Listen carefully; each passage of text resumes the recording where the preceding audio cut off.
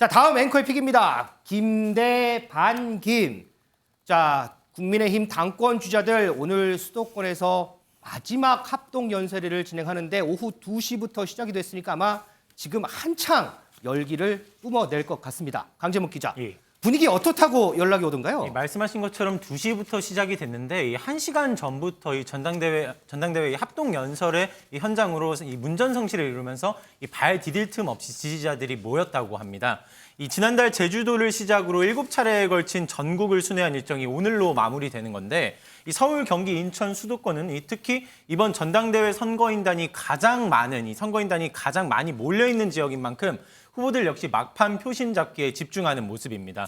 이 사람이 워낙 말리면서 이 지지자와 관계자들 사이 작은 이 마찰까지도 있을 정도로 이렇게 사람들이 많이 몰려 있는 상황이라고 하는데요. 이 당장 이번 주 토요일 오는 4일부터 나흘간 본경선 투표가 진행되고 이 내일 예정되어 있는 마지막 TV 토론까지 마지막 당권 이 경쟁 레이스가 이어질 것으로 보입니다. 자, 현재 여론조사상 1위와 2위를 달리는 김기현 후보와 안철수 후보. 최근 행보를 좀 보니까요. 조금은 상반되는 모습들이 보입니다. 이걸 좀 나눠서 좀 보겠습니다. 이종훈 평론가. 네네. 먼저 여론조사 1위를 달리는 김기현 후보. 당내 스킨십에 상당히 주력하는 것 같더라고요. 네, 그렇습니다. 선두를 지키는, 선두를 계속 유지하는 후보가 택할 전략은 한 가지밖에 없죠. 굳히기. 굳히기를 해야 되고요. 또 정치의 가장 큰 첫 번째 과제는 뭐냐면 내 편 만들기예요. 즉 내 편을 누가 계속 지지를 하고 있느냐라는 걸 보임으로써 내가 대세이고 내가 안정적이고 내가 완전히 굳었다. 대세론으로 이제 바꿔야 되거든요. 왜냐하면 더군다나 50%를 넘겨야 돼요. 그러니까 뭐 2위 후보, 3위 후보를 공격하는 것이 아니라 더 많은 지지, 뭐 직능 단체가 지지하고 이건 대통령 선거에서 얘기지만 지금은 뭐 각 그 지역별 도의원이라든지 뭐 시의원이라든지 이쪽 그룹들이 지지를 하고 있다라는 또는 이 전에 이 후보로 나왔던 또 후보로 나오려고 했던 그런 그 의원들과 계속 연대 얘기 이런 것들이 바로 내가 대세다라는 그런 전략으로 나오기 위해서 하는 거죠. 자, 그런데 반대로요. 여론조사 2위 안철수 후보는 밖으로 향한다 이런 얘기가 있던데? 그렇습니다. 이제 오늘 안철수 후보가 내놓고 있는 메시지의 내용을 보니까 거의 이제 당 안에서 이루어지는 지금의 선거 관리가 공정하지 못하다. 아하. 이런 쪽에 조금 초점을 맞추는 것 같습니다. 그러니까 내용상으로 보면은 뭐 농담 비슷하게 하면 예전에 이제 코미디 프로그램 했었던 것처럼 전두환 씨 흉내를 내면서 왜 나만 갖고 그래 이런 것처럼 네네. 뭔가 문제가 발생하면 안철수 후보를 향해서만 공격이 좀 집중된다. 그리고 또 다른 후보가 하는 공격은 뭐 감내할 수 있는데 그게 아니라 뭐 선거관리위원회라든지 뭐 비상대책위원회라든지 심지어 대통령실까지도 거론하면서 안철수 후보는 내가 좀 억울하다. 이제 이런 모습을 보이기도 했는데 뭐 오늘 이제 준비된 영상을 좀 아마 보시면 얼마나 좀 억울해하는지를 좀 아실 수가 있을 것 같아요. 안철수 후보가. 자, 우리 김경빈 평론가 말대로 준비된 안철수 후보의 영상 먼저 좀 보겠습니다. 윤심 판거는 다른 후보가 많이 팔았는데 그분은 공격 하나도 안 당했죠. 사실 그 문제 맨 먼저 꺼내고 강하게 꺼낸 건 황교안 전 대표가 하셨고 그다음에 저는 거기에 대해서 해명의 기회를 드린 건데 오히려 경고는 저만 받았거든요. 정말 집단 린치를 당하고 강제로 전당대회에서 사실 퇴출된 거죠. 그걸 본 나경원 지지자분들, 진심으로 나경원 의원 좋아하시는 분들은 지금 분노를 하고 계십니다.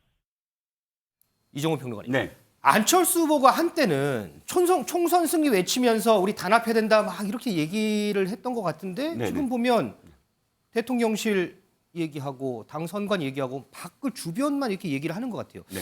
어떻게 전략을 좀 바꿨다고 할 수 있는 건가요? 예견됐죠. 왜 예견됐냐면 구도가 친윤과 반윤 구도가 돼버렸어요. 그랬을 때 사실상 자신이 범윤이다. 처음에는 이제 윤 대통령의 뜻이 나한테도 있다라는 그런 포지션이었는데 그렇게 해봤자 김기현 후보하고의 경쟁이 안 되거든요. 그렇다면 그렇다고 자신이 처음부터 이렇게 윤한 연대까지 얘기를 한 사람 입장에서 갑자기 반윤으로 가기에도 좀 모호했다. 이렇게 구도가 자신한테 굉장히 불리한 구도가 돼버리니까 어떻게 됐죠? 지지율이 사실은 주춤하거나 계속 떨어지고 있었습니다. 지금은 며칠 남지 아니한 그런 관계로 자신의 판을 흔들지 아니하면 2위권도 힘들다라는 지금 판단이거든요. 그래서 판을 흔들려면 도리어 더 친윤 경쟁은 안 된다.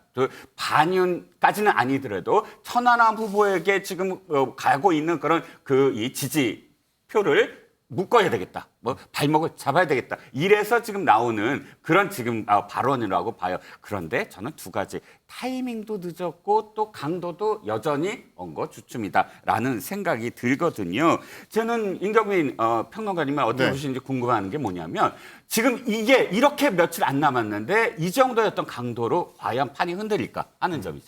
뭐 저도 사실 같은 의견입니다. 만시지탄이라고 볼 수밖에 없을 것 같은데 사실 저희가 이제 이 프레스룸을 통해서 지난 2월에 내내 얘기했던 게 안철수 후보한테도 사실상 지금 쓰고 있는 전략은 일종의 2등 전략인데 2등하기 전략으로는 2등 못한다. 뭐 그런 얘기를 여러 번 했었는데 결국 막판에 몰려서 자기 스탠스를 좀 바꾸는 양상을 보이고 있습니다. 근데 이거는 이제 미끄럼틀이 아래로 갈수록 계속 이제 기울기가 급해지다 보니까 미끄러지는 지지율을 붙잡기 위한 어떻게 보면 이제 영끌 전략이에요. 얼마 안 남긴 했지만 이거라도 좀 지켜보겠다라는 건데 과연 효과가 얼마나 있을까? 일단 기간이 너무 촉박하고 곧 이제 여론조사 지표가 돌아가기 시작할 텐데 기간이 너무 촉박하고 그동안 선명성 경쟁에서 이제 천하람 후보한테는 이제 밀려왔기 때문에 효과가 있을지 여부가 좀 불투명하다. 저는 좀 그렇게 봅니다. 자, 이 두 평론가들끼리 두 평론가가 논평했던 부분 왜 이런 얘기가 나오는가 한번 봤더니요. 국민 리서치 그룹과 에이스 리서치가 공동 조사한 여론조사를 보니까 양자 대결 조사를 해봤습니다. 그랬더니 김기현 후보가 56.6%, 안철수 후보가 37.2%로 나왔습니다. 두 후보 간 격차가 상당히 벌어진 양상입니다. 때문에 우리 두 평론가 분들은 이 안철수 후보가 이제는 좀 전략을 바꿔야 되겠다라고 논평을 해주는데 이런 바뀐 전략에 대해서 김기현 후보는 어떤 반응일지 영상으로 좀 보겠습니다. 안철수 후보가 사실 대통령실뿐만 아니라 비대위, 선관위가 모두 공정하지 못하다 이렇게. 그냥 본인의 선거 캠페인이죠. 뭐 새삼스럽게 와서 이제 또 뭐 엉뚱한 얘기를 하시지 모르겠네. 오히려 제가 보건 데는 선관위가 더 저에게 불공정하다는 생각이 듭니다. 가짜 뉴스를 마구 퍼나르고 있음에도 불구하고 그에 대한 제지가 전혀 이루어지지 않고 있어서 매우 불만스럽습니다. 안철수 후보가 그럼 총선 승리보다 전당대회 승리나 생각하는 모습이 실망스럽다고 말씀하시는 총선 승리는 안중에 없고 오로지 상대 후보 흠집내기, 뒷다리 잡기에만 계속 골몰하는 모습이 매우 안타깝습니다. 트집 잡기한 트집 잡기는 안 했으면 좋겠습니다. 자, 김현배 팀장님. 지금 안철수 후보는 계속해서 지금 불공정하다 이런 얘기를 하는데 김기현 후보도 비판을 했어요. 그렇다면 당 내에서는 좀 어떤 얘기들이 좀 나올까요? 그렇습니다. 그 안철수 후보가 대통령실뿐만 아니라 비대위, 선관위까지 공정치 않다, 이건 불공정하다는 얘기를 했는데 여기에 대해서 그 정진석 국민의힘 비상대책위원장이 오늘 이렇게 말했습니다. 전반적인 선거 관리는 선거위원회의 몫이다. 그런데 안 후보가 무슨 뜻에서 그런 말 했는지 잘 모르겠다. 나는 최대한 공정하고 엄정하게 선거 관리를 해왔다고 자부했기 때문에 안철수 후보가 하는 그 불공정에 대해서는 일단 선을 긋는 모습을 보였습니다. 자, 이런 와중에 유튜브를 통해서 우리 시청자 질문이 들어와 있습니다. 이 부분은 이종근 평론가님께 한번 여쭤볼까요? 지금 수도권 합동연설회가 진행 중인데 이 수도권 40%의 당심이 움직이는 지역입니다. 여기에서는 안철수 후보가 더 인기인데 이거 더 유리한 거 아닌가요? 이런 질문 들어왔어요. 그런데 지금 이 정당에 그 총선 승리했던 해들을 한번 생각을 해보면 수도권 쪽을 출신으로 하는 당 대표가 있었을 때와 또 영남 쪽에 당 대표가 있었을 때를 한번 비교를 하면 수도권 당 대표는 황교안 대표 딱 혼자였어요. 근데 황교안 대표 시절에 총선에서 참패를 했거든요. 네. 그런데 승리했던 그 세 번의 그 선거를 보면 강재섭 대표 아시죠? 네. 대표적인 영남권이었고 또 이회창 대표 시절에도 한번 승리를 했었어요. 네. 충청권이었잖아요. 그렇죠. 그러니까 수도권론이 딱히 이 정당에서 먹혀든 순간은 없었어요. 그러니까 수도권 지금 당원들도 전략적 판단을 할 거예요. 안철수 후보가 무조건 수도권에서 나왔기 때문에 우리가 밀어줘야 된다가 아니라 어느 후보를 만약에 했을 때 지금 수도권에서도 바람을 일으켜서 뭐 강북이라든지 어려운 지역을 할 것인가 그 바람에 대한 문제이지 출신에 대한 문제가 아닐 거다라는 그런 뭐 경험칙상 뭐 어떻게 될지는 사실 뚜껑을 열어봐야 알겠지만 그런 어떤 상황이다라는 거죠. 자, 지금 이제 바람 얘기가 나왔는데 안철수 후보 바람을 일으킬 수 있을까요? 이 바람을 일으키기 위해서 지원 사격에 나선 사람이 있습니다. 과연 누굴까요? 영상으로 보고 오겠습니다. 보수 지지층이신 분들이 이제 안철수에 대해서 아직은 잘 모르시고 조금 생소하시니까 아직 좀 낯이 덜 익어서 걱정도 있으실 수 있는데요. 약속을 지키는 사람이기 때문에 그 총선을 승리로 이끌고 그만두겠다고 하는 말이라든지 뭐 거기에 대해서는 아마 남편이 충분히 그동안 신뢰를 쌓았을 거라고 저는 믿고 있고요. 임명희 평론가. 지금 김기경 교수 모습을 봤지만 국민의힘 당원으로 가입도 했어요. 그리고 그렇습니다. 어제 경상남도 경남 책임당원 간담회도 참석을 했고 네. 지금 보신 영상 이번 전당대회 기간 처음으로 유튜브 방송에도 출연을 했어요. 자, 이런 부인의 이 같은 내조 폭발력 얼마나 조금 발휘할 수 있을까요? 그만큼 이제 안철수 후보 쪽이 좀 간절하다라는 거를 보여주는 것 같긴 합니다. 뭐 김미경 교수 같은 경우는 사실은 대선급의 이제 큰 선거가 아니었으면 잘 나서지 않는 이 캐릭터기도 했고요. 네. 말씀하셨던 것처럼 이번에 이제 국민의힘 당원 가입을 했는데 뭐 남편이 직접 세우기도 했던 국민의당 시절에도 당원 가입한 적은 없었다고 하는데 당원에 가입해서 직접 활동을 할 만큼 그만큼 남편의 이번 뭐 선거에 대해서 좀 거는 기대나 혹은 이제 노력의 이제 강도가 세다라고 볼 수 있겠습니다만 근데 역시 마찬가지로 김미경 교수의 투입도 시간이 좀 늦었다. 뭐 그러니까 약간 비슷한 느낌이에요. 이게 결국에는 후보 본인이 아니고 이제 배우자가 할 수 있는 역할이라는 게 선거 초반부터 이미지 메이킹에 어느 정도 도움을 주는 게 이제 필요한 작업일 텐데 선거 막판에 좀 몰려서 나온 느낌이 좀 있기 때문에 실제로 얼만큼 효과를 발휘할 수 있을지는 조금 회의적이긴 합니다. 자, 이종훈 평론가님. 지금 최근 나온 여론조사를 보면 김기현 후보가 45.9%, 안철수 후보가 23%. 거의 김기현 후보가 1위를 좀 추이를 계속 보면 1위를 좀 붙여가는 모양새예요. 그렇다면 관심은 자 1차 투표에서 과반을 넘어서 끝낼 것이냐 아니면 과반 달성에 실패해서 결선으로 갈 것이냐인데 김기현 후보는 1차 투표에서 앞선 거두겠다 이런 목표거든요. 자, 한번 예상을 좀 해볼까요? 김기현 후보 목표대로 갈까요?